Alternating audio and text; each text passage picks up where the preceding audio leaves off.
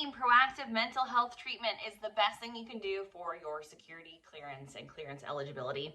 Hi, this is Lenny Kaiser with clearancejobs.com. DCSA wrote an article, published a press release last week, really consolidating a lot of the great advice and insights they have given around mental health issues over the past couple of months.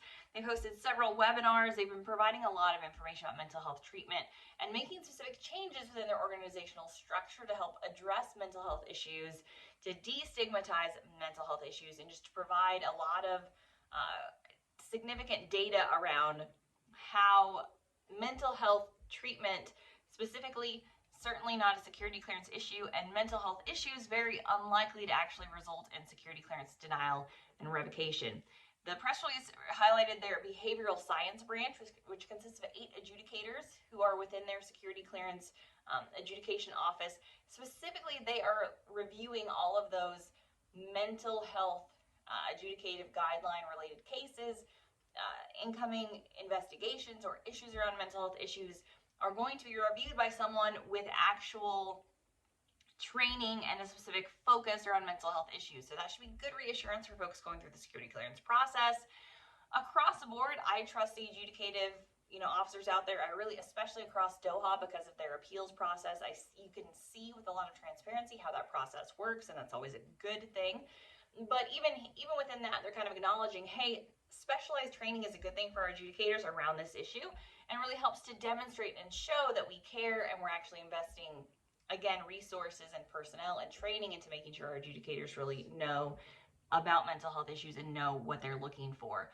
So again, a lot of great quotes, reassurances, whether you're a supervisor, a security officer, someone managing in this space. I think that article would provide a lot of reassurance to your audience and to your workers.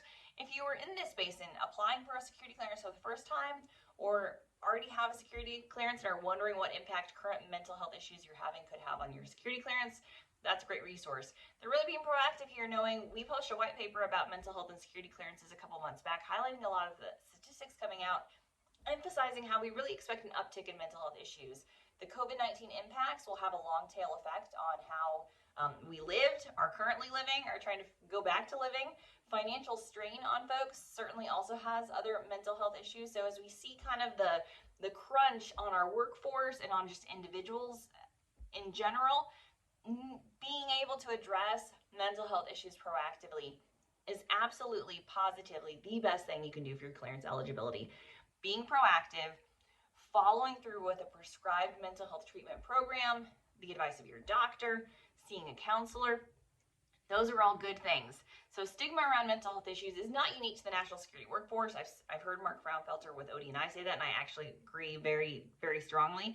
It's not just the national security workforce that deals with mental health stigma, but because of the security clearance process and the fact that it asks about it on the SF-86, because that question has been changed in recent years, there are still some issues of misinformation around mental health and security clearances that come up. A lot of folks who think that there are specific diagnoses that will automatically result in clearance denial. That is not the case. While the SF-86 update does ask about specific mental health diagnosis and want specific information, including about hospitalizations having to be listed, that does not automatically result in clearance denial or revocation.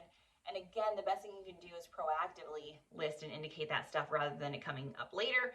It does tend to come up later around a confluence of other adjudicative guidelines being affected, whether that's alcohol abuse or criminal conduct.